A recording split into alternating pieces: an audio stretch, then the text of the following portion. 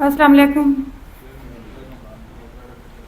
मैं अनीता डेरा इस्माइल ख़ान से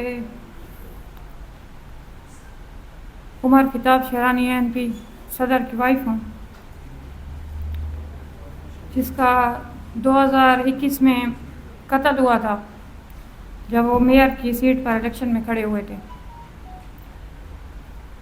पहले नामालूम एफआईआर मेरे ऊपर हुई है और उसके 17 दिन बाद पुलिस मुझे ले गई है उनके कत्ल के इल्ज़ाम में। हालांकि ये ना ही किसी सियासत वाले ने कत्ल किया है, ना ही मैंने, ना ही किसी और ने, उसके अपने घर वालों ने किया है। क्योंकि जायदाद की वजह से पहले से हमारे मसले चल रहे थे काफ़ी, लेकिन पुलिस वाले उनके साथ मिले हुए थे तो सारा ब्लंडर मेरे सर पर डाला है। और क्योंकि मेरे आगे पीछे कोई है नहीं तो मैंने 16 महीने जेल गुजारी है। वो इस वजह से क्योंकि मेरा कोई वकील नहीं था। ये हमारा पाकिस्तान के हालात हैं, ख़ास करके बीके के। एक औरत 16 महीने जेल गुजारती है, ये आप लोग अंदाज़ा भी नहीं लगा सकते इस चीज़ का।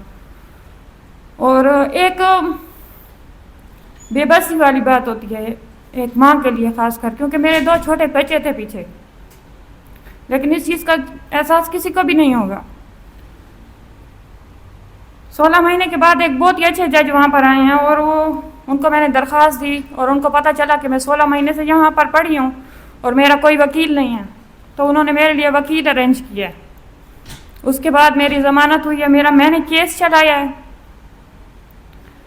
ज़मानत होने के बाद 2 से 3 दिन बाद मैं अपने बच्चों के लिए अदालत गई थी तो मेरे ऊपर कातलाना हमला हुआ है जो मेरे सौतेले बेटे ने किया था, मोहम्मद कमाल। पर उसकी किसी ने एफआईआर नहीं काटी, सिर्फ दरखास्त लिखी, एफआईआर नहीं काटी कि मेरे साथ कोई था नहीं। और दूसरी बात है कि मेरे पास कोई सबूत नहीं था और वो पैसे वाले लोग हैं तो वो तो उस टाइम वहाँ उन्होंने कहा था ही नहीं। हालांकि उसने मेरे सामने ठहर कर मेरे ऊपर 3-4 फायर किए हैं, वो इनके कागज़ों के अंदर मौजूद हैं। उसके बाद मेरा केस ख़त्म हो गया, मैं 22 बरी हो गई। मुझे पहले भी धमकियाँ मिलती रही हैं कि तुम किसी पर डाल दो, जैसे 2 नामालूम बीच में अफराद इन्होंने डाले थे।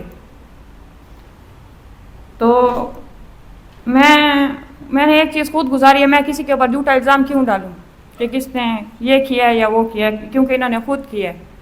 अभी मैंने बच्चों का केस स्टार्ट किया हुआ है तो मेरे ऊपर अभी 27 तारीख को भी फायरिंग हुई है। पहले तो उसकी एफआईआर नहीं कर रहे थे, एफआईआर किया तो फिर गाड़ी नहीं दे रहे थे। जो गाड़ी के साथ ड्राइवर थे उल्टा कह रहे थे कि आप लोग यहाँ पर क्यों आए हुए थे। पुलिस वाले उल्टा हमें ही फंसा रहे थे, हालांकि वो जो ड्राइवर था उसको भी जेल में डाल दिया। और मेरे बच्चों को कितनी बार आर्डर हुआ है फैमिली कोर्ट में, क्योंकि उनका बाप नहीं है तो माँ तो मैं ही हूँ ना। आर्डर के बावजूद पुलिस वहाँ नहीं जाती उनके दरवाजे पर, क्योंकि वो सारे मिले हुए हैं। अदनान डीएसपी जिसमें शामिल है, अजीम एसएचओ, जफर इंक्वायरी वाला है वहाँ पर, ये सारे उनके साथ मिले हुए हैं और मेरी जान को ख़तरा है। कोई मेरी बात नहीं सुनता।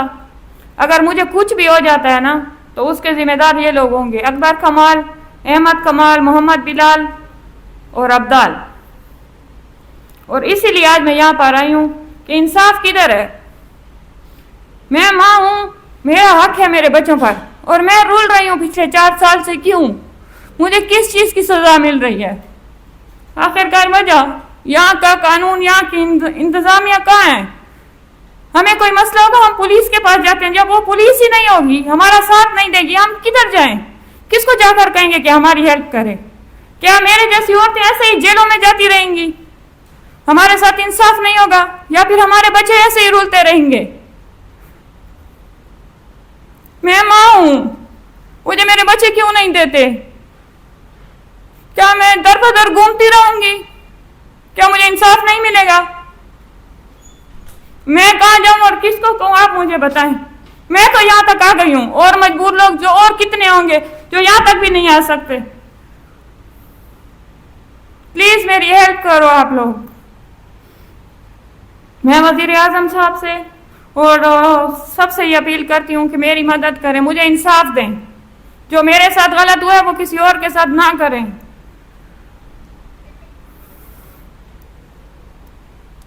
मेरे पास एक एक चीज का सबूत है, एक एक बात का सबूत है। जो चीज आपको चाहिए आप चेक कर सकते हैं मुझसे।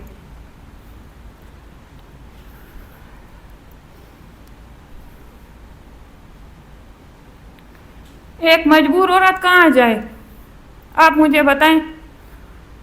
आजकल के मुआशरे में मर्द भी गुजारा नहीं कर सकते। हम औरतें जहां पर जाते हैं उल्टा हम ही से सवाल होते हैं, क्योंकि औरत जात है ही गलत। अब अगर वो जज साहब मेरी मदद ना करते तो क्या मैं जेल में बैठी रहती? क्या वो वकील था या वो वकीलों का सदर था तो क्या मेरा हक नहीं था कि मुझे इंसाफ मिलता? या मेरा वकील भी होता? सच और झूठ तक तो जाना चाहिए ना।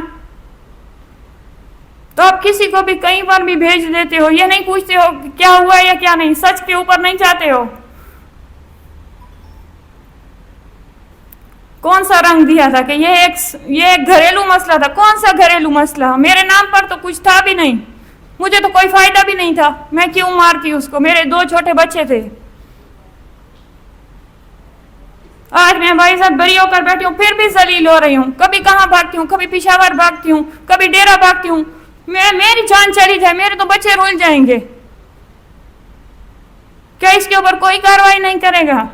क्या मुझे बच्चे नहीं मिलेंगे? या नहीं मिलेंगे, यहाँ कुछ कानून नहीं है तो मुझे बता दें।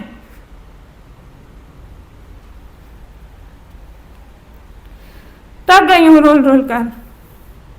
अपने ही बच्चों को मिलने के लिए मुझे मिन्नतें करनी पड़ती हैं। आज मैं सब कुछ दे दूं फिर मैं बहुत अच्छी हूं, फिर मुझे बच्चे मिल जाएंगे, ना दूं तो फिर मुझे नहीं मिलेंगे। तो फिर आप लोग किस लिए हो? फिर ये कानून किस लिए, ये इंसाफ किस लिए है?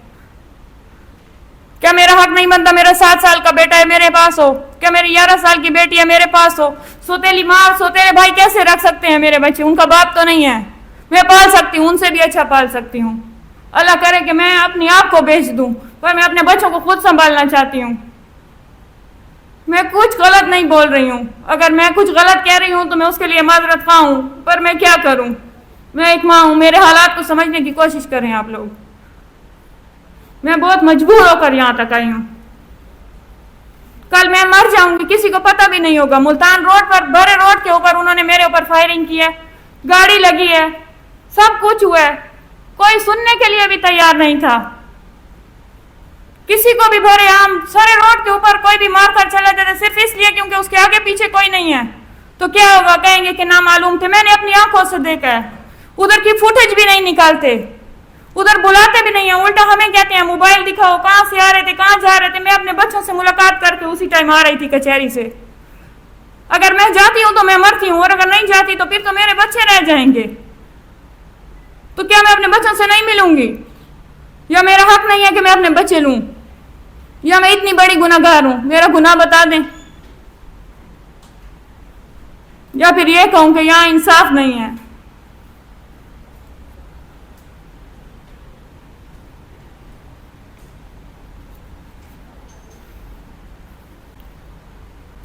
और कुछ कहना है आपने? बस। अच्छा, पहले तो अपना नाम बता दीजिए। जी, मेरा नाम अनीता है। जी, अनीता। अनीसा। सेकंड, ये 4 लोगों का आपने नाम लिया है, जी। एक बार नाम भी रिपीट कर दीजिए। जी। सेकंड में ये बताइए कि उनका आपसे रिश्ता क्या है? जी। कौन लोग हैं? जी, जो अकबर कमाल हैं वो मेरा देवर है, और अनीता। अनीता? जी, अनीसा। अनीसा जी, अनीता। अनीता नाम है। ठीक हो गया, बताइए जी। अकबर कमाल मेरे देवर का नाम है। क्या नाम है? अकबर कमाल। अकबर? अकबर कमाल ये शेरानी है, और अहमद कमाल जिन्होंने पहले मेरे ऊपर फायरिंग की थी।